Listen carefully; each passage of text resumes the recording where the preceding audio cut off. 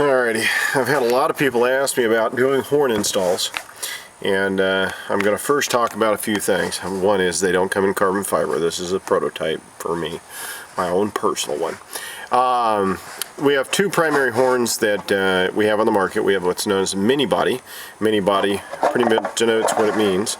It's small or shorter from front to the back versus a larger body, which you can see here, which is, obviously got a much longer throat length here. Also, the height of the throat from here to here is different. This is roughly about almost a half an inch difference between the two. And then the length of the throat from here to here is also going to be shorter on the mini body. Now the mini body and the big body have two distinctive functions in terms of the way they work. If you actually look at them like this, you'll notice that there's a throat angle, and it heads off at a sharper angle here in the mini body, where on the big body it comes out at a shorter angle. Now what this is good for is that whenever you're doing an installation into the vehicle, you want a lot of cross information across the vehicle, and that's dictated when you have it mounted to your dash line or behind the dash line, will help dictate which body you're going to use. If you're going to be mounted to the edge of the line of the dash here, most of the times you'll find that a mini body will work really well. If you can mount it farther back, the big body would be a better choice, because your angles across your vehicle are what you're trying to achieve. And that angle is going to help make your center channel, your phantom center channel, is going to be the illusion you're going to get.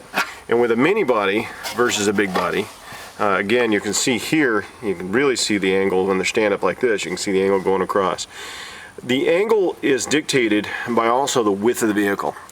So however wide the vehicle is, wherever this angle is positioned will dictate where they cross in the center of the vehicle. And the goal is you want the crossing to happen about where your ears are located in your when you're sitting in the driver's position or in the passenger's position. And so you have to look at the width of the vehicle from right to left, and then you're going to need to also see stuff. You're going to need to know if the height from the bottom of the dash, from the floor up in here, is the same on each side. It can be off. One of the rules about horns is that when you mount it in here like this, you can go up or down slightly off from each other, from right to left. But you really want to keep the front to backs the same. So you have to measure your dash lines on both sides. Now, one of the things that I find as a rule about dashes is that the driver's side firewall is usually deeper than the passenger side. So try measuring from the front to the back of the vehicle to some position in the back. Like in this case, I'm using here to dictate front to back, because I know that that's going to be even. Another one of the rules is where to position the throat. Now this is the leading edge of the throat at the far end. So here's your motor here, here's your outside edge. And this is a question that I've had asked too. When you mount the bodies, you want to mount them with the motors toward your kicks. You do not mount them like this. That is the wrong way to mount them. You want to create a cross action inside the car. So this edge here, what you do is you sit down in your driver's position, and you will take a measurement from your left ear straight across your dash. And so wherever your ear lines up on your dash, you can go anywhere from 2 to 6 inches over. And again, however wide the vehicle is, you can measure your angle across angle to see where that intersection is. Now in this truck, I found out that my ear is about right here, and so I'm going to head over to about right here. So I'll end up with my line of my horn about right here is what it'll be. Now I do obviously have this pedal here. The cool thing is that on a horn body, you can cut up all the way to this edge of the throat. That's no problem. You just don't want to cut into the throat. And you can do the same thing on this side here. You can cut it all the way over. This is a defected horn. On a big body, you can do the same thing all the way on the outsides. And you could, here I could show you just, here's a big body in this thing. You can mount it like here. Now the reason why I'm not going to use the big body in this truck is that actually I can't.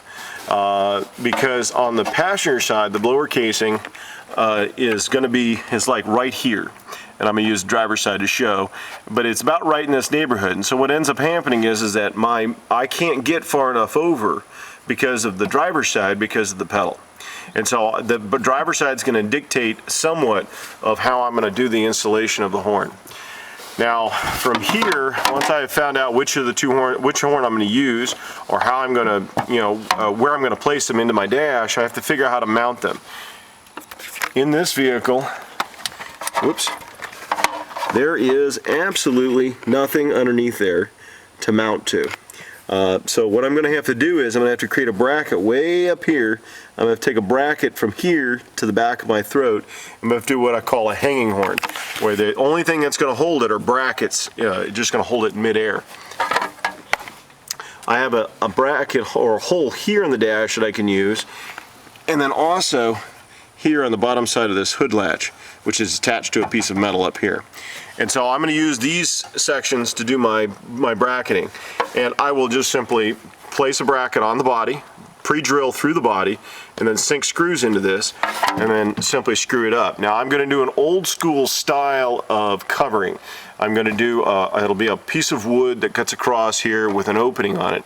And that will be how cosmetically it will blend into the dash.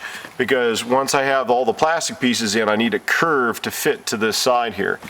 And so for now, this is the basics of horns. I will explain later in other videos more in detail about throats and stuff, but I just wanted to give you kind of a lowdown.